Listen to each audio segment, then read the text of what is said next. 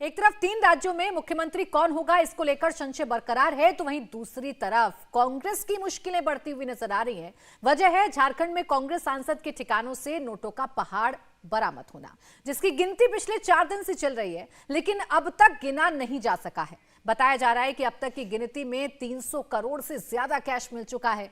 BJP का दावा यह है कि आंकड़ा 2000 करोड़ से ज्यादा हो सकता है। 3 राज्यों में सांसद के 10 ठिकानों पर आयकर विभाग ने रेड मारी है। छापेमारी का चौथा दिन है। हालत यह है कि नोटों को गिनने के लिए 12 बड़ी मशीनें भुवनेश्वर से मंगानी पड़ी हैं। धीरज प्रसाद साहू के रिश्तेदारों के नाम ओडिशा में शराब का बड़ा कारोबार है।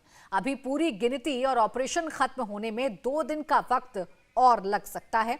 इसी से आप अंदाजा लगा सकते हैं कि कितना बड़ा कैश बरामद हुआ है उनके ठिकानों से, और उसे गिनने के लिए आप सोचिए कि जो मशीन लाई गई थी वो मशीन तक खराब हो गई और अब नई मशीनें, बड़ी मशीनें भुवनेश्वर से मंगाई जा रही हैं।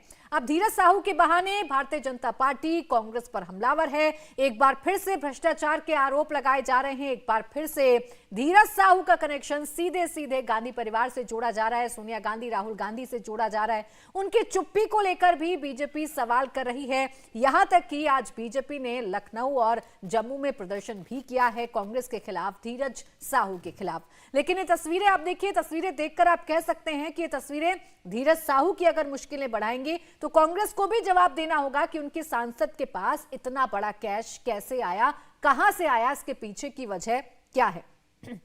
देवेंद्र, क्या ये तस्वीरें सिर्फ धीरज साहू नहीं बल्कि कांग्रेस की भी मुश्किलें बढ़ाने के लिए काफी हैं? बिल्कुल, ऐसे समय में जब कांग्रेस पार्टी के नेता बार बार दूसरों पर करप्शन का आरोप लगाते हैं और कांग्रेस के शीर्ष स्तर से इस बात को कहा जाता है, और तब कांग्रेस सांसद के घर से और दूसरे ठिकानों से इस तरह का नोटों का जखीरा बरामद हो रहा है। इनकम टैक्स वाले बता रहे थे कि इतना बड़ा अमाउंट पहले कभी नहीं मिला था इस तरह से कैश के तौर पे, और आप समझ सकती हैं कि अगर 2-2, 3-3 दिन लग जा रहे हैं सिर्फ काउंटिंग में, तो ये धनराशि कहाँ तक जाके रुकेगी। तो इतनी बड़ी धनराशि का इस रूप में इकट्ठा किया जाना निश्चित तौर पे कांग्रेस पार्टी के लिए जवाब देना मुश्किल होगा। धीरज साहू की बात करें तो राहुल गांधी के बेहद भरोसेमंद माने जाते हैं, बहुत खासम खास माने जाते हैं, और वहाँ पर उस व्यक्ति के ठिकानों से इस प्रकार की अकूत संपत्ति एक तरह से है, इसका सीधे सीधे सार्वजनिक प्रदर्शन दिख रहा है। बहुत सारे स्कैम ऐसे होते हैं जो कि कागजों में होते हैं, तो वहाँ पर जिसके ऊपर आरोप लगता है उसके पास एक विंडो होता है ये बताने का कि हमें फंसाया जा रहा है, गलत बातें कही जा रही हैं, लोगों को सीधे समझ में नहीं आता, आम लोगों को सीधे समझ में नहीं आता। लेकिन यहाँ पर देखें तो ये तो सीधे सीधे समझ में आ रहा है कि क्या कुछ किया गया होगा, और वो निश्चित तौर पर उस नैरेटिव के लिए कांग्रेस पार्टी के लिए बड़ा झटका है।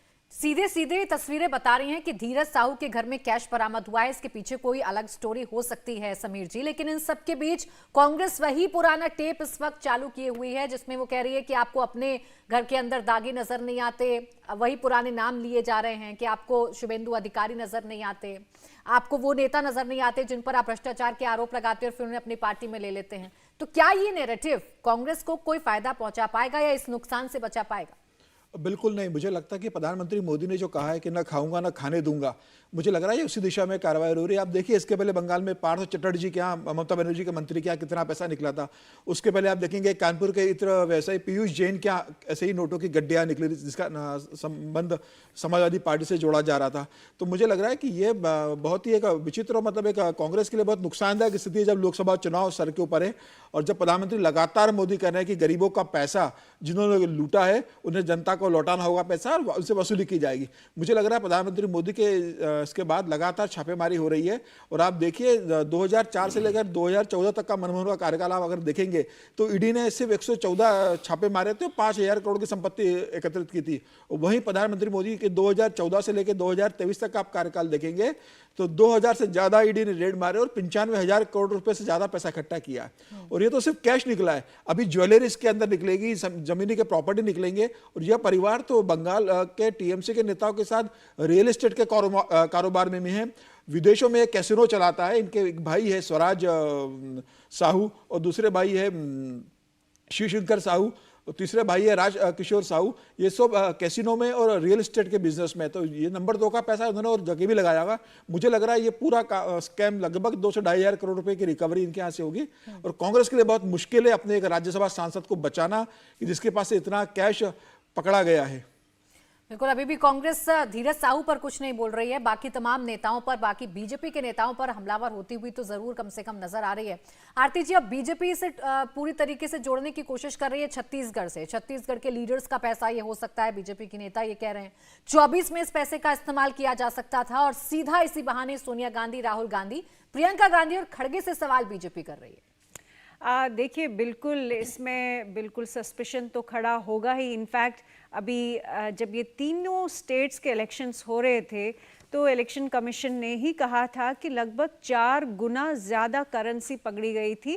जनरली इलेक्शंस के दौरान हम देखते हैं कि राजनीतिक दल जो है वो पैसे का इस्तेमाल करते हैं, और इस बार उन्होंने कहा था कि पहले से भी कहीं ज़्यादा, 4 गुना ज़्यादा पैसा पकड़ा गया था। और अगर ये हाल है जो कह रहे हम कि ये 2000 करोड़ तक की स्कैम है और इसमें इतना पैसा, और सबसे बड़ी जो मतलब आश्चर्यजनक बात ये है कि डीमोनेटाइजेशन के बाद हम लोगों ने समझा था कि ये इस तरह की जो चोरियां होंगी, इतना कैश जो है लोग नहीं इकट्ठा करेंगे, लेकिन क्या कॉन्फिडेंस से ये कैश जमा किया है, वो बहुत ही परेशान करने वाली बात है। और दूसरी बात मैं ये भी कहूँगी कि कहीं ना कहीं इसमें इन्वेस्टिगेशन फॉरेन एजेंसीज और फॉरेन कंट्रीज़, क्योंकि फॉरेन इंटरवेंशन बहुत ज़्यादा होता है इलेक्शंस में। अभी हमने कई सारे स्टेटमेंट्स भी सुने हैं कि बाहर के जो अमेरिकन इंटरवेंशन लगभग सारी कंट्रीज़ में होता है। हमें मालूम है कि वो टॉपल डाउन करने में तो वो माहिर है, सरकारें वो गिराते हैं।